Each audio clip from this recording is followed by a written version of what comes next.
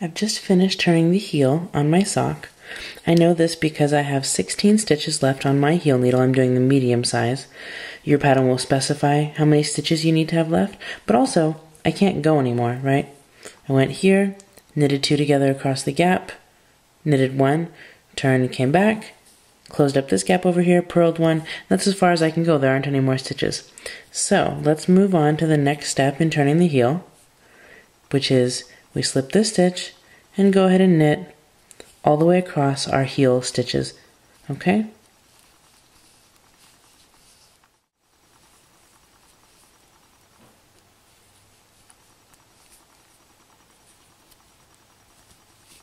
All right.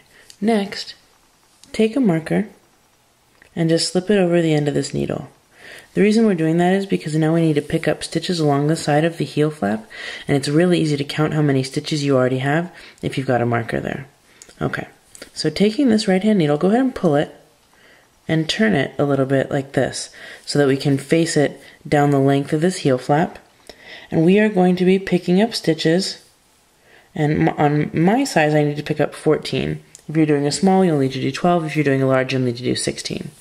So go ahead and turn this like this so that you can see this row of elongated stitches. It really does want to curl up because it is stockinette, so unroll it as far as you can, and we are going to pick up a knit into these stitches.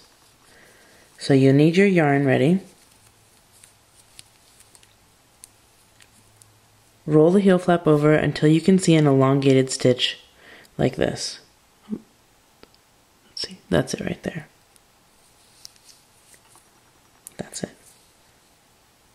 So go ahead and put your right hand needle all the way under that stitch, which is 2 loops. It has to be under 2 loops of yarn.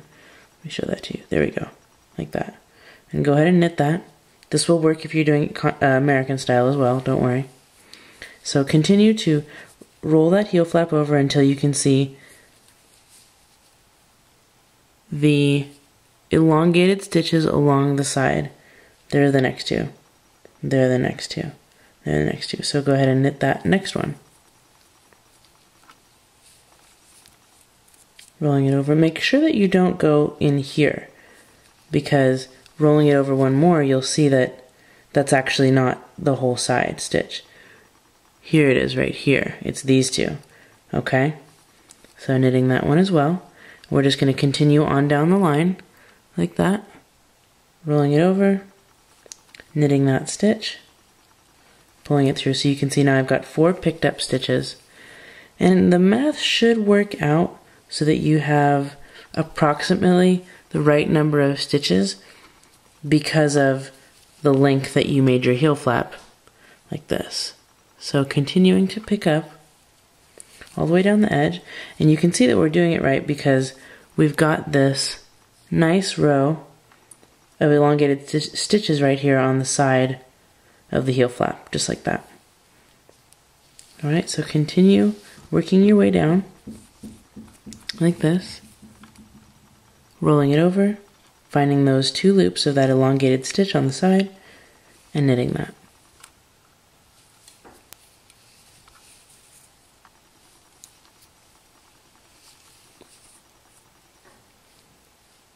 Just like that.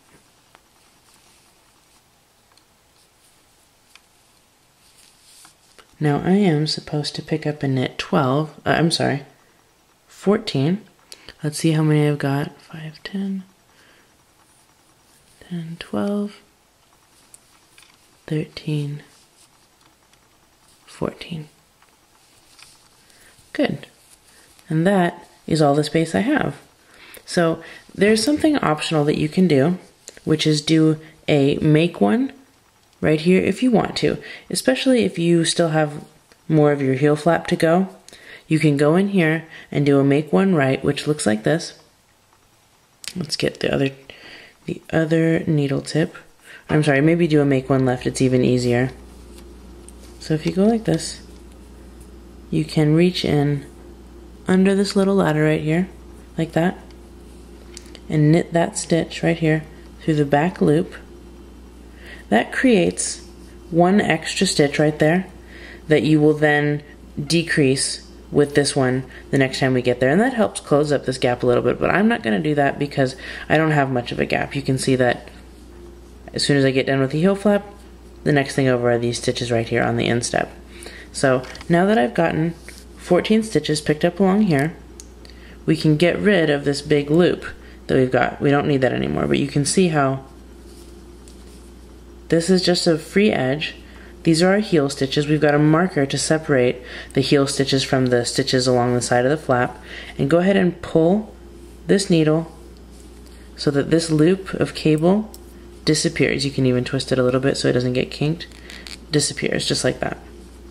So this is what you should be left with on your first heel, just like that. Alright, you can't go any further, right? We can't keep going around the heel because there's this other sock here. So all you need to do is it's time to knit the heel flap on the second sock. So go back to your directions and get ready like this to start all over again, making sure that you put a marker right in your first row to knit your heel flap on this sock.